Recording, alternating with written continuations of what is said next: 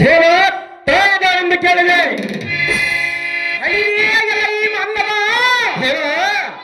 ರಂಗಧ್ವಜ ಕನಕಾಂಬರವಂ ತುಂಬಿ ತುಳುಕುವ ವೀರಕ್ಷೇಶ್ವರನ ಶೌರ್ಯ ಧೈರ್ಯಕ್ಕೆ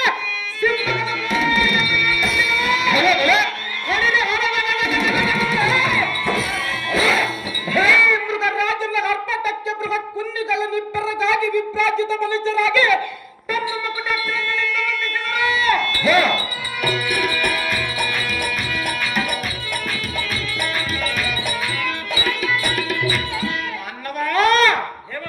ಎನ್ನ ತನಸ್ಸು ಜೇಂಕರಿಸಿದ ಮಾತ್ರಗಳಿಗೆ ಯಾವತ್ತು ಶತ್ರುಗಳ ತಡೆಯಲಾರದೆ ಇಲ್ಲಿಗೆ ಬಾಯ್ಬಿಟ್ಟನು. ಇಂಥ ವೀರಾತಿ ವೀರನಂತಾರೆಂದು ಮಾತನಾಡಿಸುವ ನೀನು ದಾವರಲೈ ನರನೇ ದೇವ ನಾವದಾರೆಂದರೆ ನನ್ನ ಹೆಂಡತಿ ಎಂದರೆ ನನಗೆ ಬೆಲ್ಲ ಹಾಕಿ ಕೊಟ್ಟಿರ್ತೀನಿ. ನನ್ನ ಆಸ್ತಿಯಲ್ಲ ಎಷ್ಟು ಕೊಟ್ಟರೂ ಹಾಕಿಗೆ ಸಮಾಧಾನವೇ ಇಲ್ಲ. ಹಗಲು ಹಿರಿಲು ಮಾಡುತ್ತಾಳೆ ತೋರ ಮನೆ ಚಿಂತೆಯಲ್ಲ.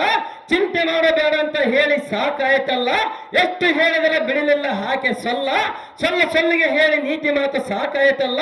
ಅದನ್ನು ಬಿಟ್ಟು ಇಲ್ಲಿಗೆ ಬಂದರೂ ಕೂಡ ಇಲ್ಲಿ ಇದ್ದರು ಮುಂದಿದ್ದರು ಹೋಗಿ ಕುಂದ್ರದ್ರೆ ಕುಂದ್ರಲೇ ಇಲ್ಲ.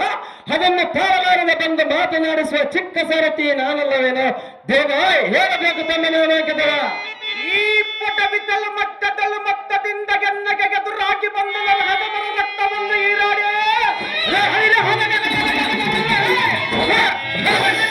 ಮುರಿದು ಒಡಬಡಿದು ಗುಡಿ ಗುಡಿ ಕೆಂಬ ಸಿಂಹ ಮಟ್ಟದಲ್ಲಿಟ್ಟರೆ ಲೋಕವೇ ಅಪ್ಪಳಿತು.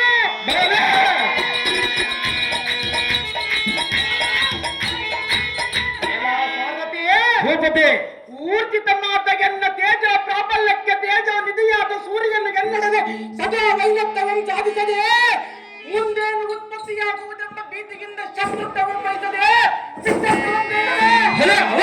ಎಲ್ಲ ಸಾರಥಿ ಗುಡ್ಡಿಗೂ ಅಡಗಿತು ಮಿಂಚು ಕ್ಷಣಿತವಾಗಿತ್ತು.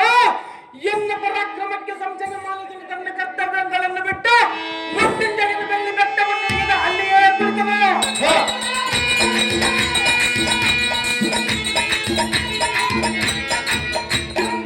ರಾಜನನ್ನು ಕ್ಷೀರ ಶರದಿಯಲ್ಲಿ ಶಯನ ಮಾಡಿದನು. ಕಮಲಾಸನನು ತನ್ನ ವಾಹನವನ್ನು ಹುಡುಕತ್ತಿದನು.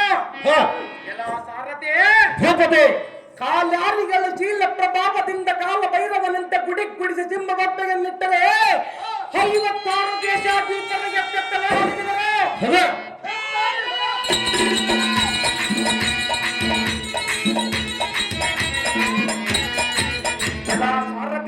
ಸಾರಥಿ ಮಚ್ಚ ನಗರವನ್ನು ಸ್ವಚ್ಛಗಿಂದ ಪರಿಪಾಲಿಸುವ ವಿರಾಟ ರಾಜನಿಗೆ ಭಾವ ಬೈದನಾದ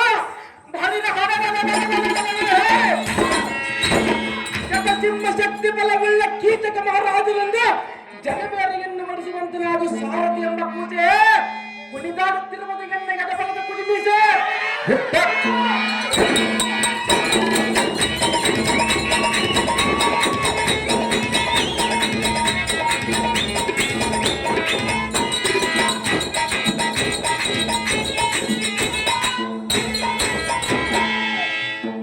ಮಹಾರಾಜರ ಸೈನ್ಯರಾದರೆ ಈ ಸುಂದರವಾದ ಬೆಳದಿಂಗರ ಸಭಾಮಂದಿರಕ್ಕೆ ಬಂದರೆ ಕಾರಣ ದೇವ ದಿವ್ಯ ಪ್ರಭಾವ. ಬಂಗಾರದ ಕೆತ್ತನೆಗಿಂತ ಕೆತ್ತಿದ ಶೃಂಗರಿಸುವ ಸಭಾರಂಗಕ್ಕೆ ಬಂದ ಕಾರಣವೇನೆಂದರೆ ಅದೇನು ದೇವ? ನಮ್ಮ ಹಕ್ಕಯ್ಯಲಾದ ಸುಧಿಷ್ಣಾ ದೇವಿಯನ್ನು ಕಾಣುವುದಕ್ಕೋಸ್ಕರ ಬರವಾಯಿತು ಕಂಡಿಯ ಸಾರಥಿ. ತಿಳಿಯಿತೆ ನಮ್ಮ ಗಂಡ ಸಂಗತಿ ತಿಳಿಯಿತು ಭೂಪತಿ. ಪೀಠವರ್ಷ ಜಾಗೃತಿ ಭೂಪತಿ. ಇದೇನು ಪರಮಾಶ್ಚರ್ಯದರಿದ್ದೆ. ಇವತ್ತಿನ ದಿನ ಅಕ್ಕನ ಸಮಸ್ಥಾನವೇ ಒಂದು ರೀತಿಯಾಗಿ ಕಾಣುವುದಲ್ಲ. ಮುತ್ತಿನ ಗೊಂಚಲಗಳಿಂದಲೂ ಮರಕದ ದನಗಳಿಂದಲೂ ಇಂದ್ರಮಣಿ ನೀಲ ಕಟ್ಟಿನಿಂದಲೂ ಎಷ್ಟು ಸುಂದರವಾಗಿ ಪರಿಶೋಭಿಸುವ. ಇರಲಿ ಅಲ್ಲ ಈ ಸಾರಥಿ.